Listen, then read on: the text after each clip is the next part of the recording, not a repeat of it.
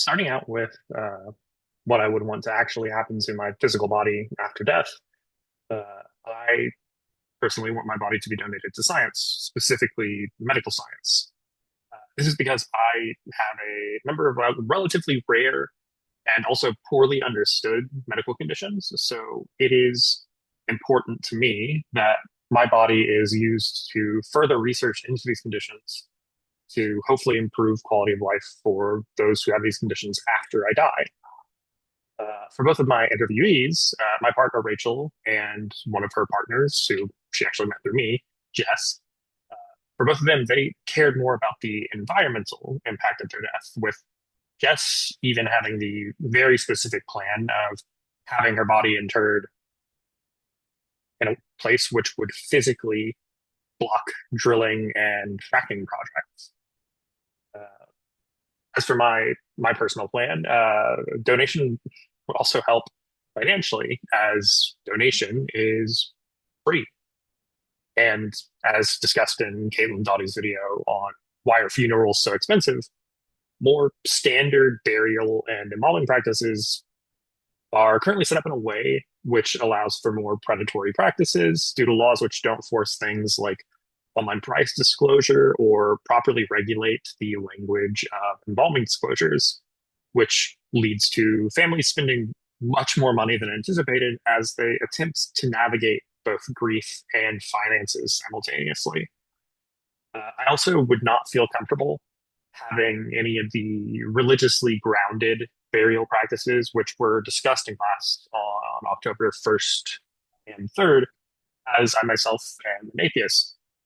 But if I were unable for whatever reason to donate my body, then I would likely opt for something like alkaline hydrolysis or human composting, as the environmental impacts are still important to me. They're just not as important as my relationship to my health as compared to my friends who are more closely related to their environmental concerns.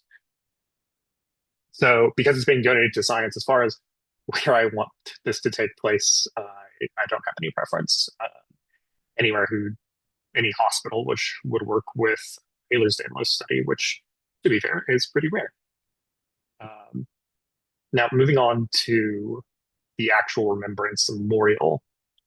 Personally, I don't plan on having any sort of formal service. Uh, I've only asked that my friends have a drink in my name when the time comes, since bartending and cocktails are very important to me, as my experience behind the bar shaped most of my early adulthood.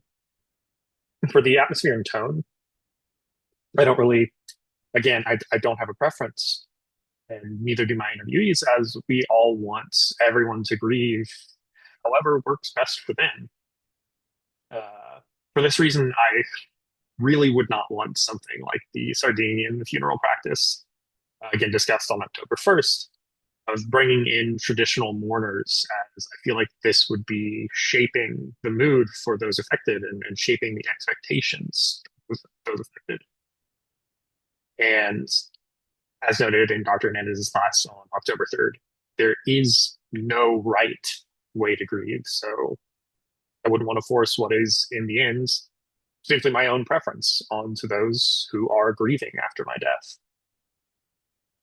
So for the legacy and aspects, for me, again, given my personal medical history, I place the most importance on having an AD, or an advanced directive, or as it was called in class on September 22nd, an advanced medical directive, or AMD, though I've only ever seen it called an advanced directive, since I assume the reason for this is that the medical part is assumed given the context. Uh, this is important to me specifically as I spend a fair bit of time under the knife. But as far as actual death after my death, at the moment, I would say that just a will suffice, as I don't feel a need for a living trust because I have neither the assets to warrant it or a trustee who I would feel fully comfortable giving that amount of control or trust to. However, should I eventually meet either or both of these criteria, then I would get a living trust, which I would likely end up entrusting to a partner. Um, all of my documentation, it would go with what is already existing, which is kept in a fireproof safe. I won't say where, um, but those closest to me do know where to find it. And as far as what this whole plan, what my responses say about me, and how I hope it'll affect my loved ones, I think that as with most things in my life, my plan speaks to how my relationship with my health has shaped my everything. For my interviewees, their decisions were more shaped by their relationship to the environment.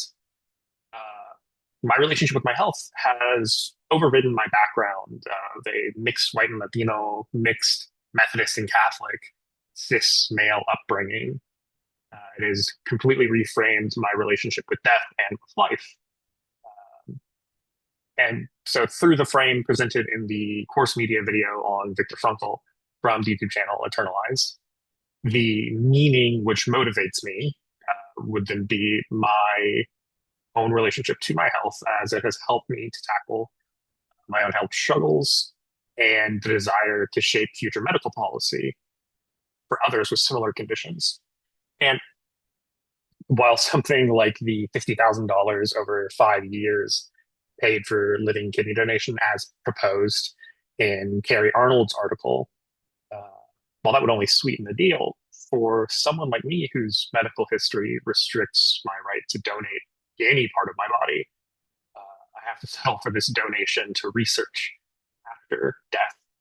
I can't do any such research prior to death. But that, again, just gives my life more meaning after death.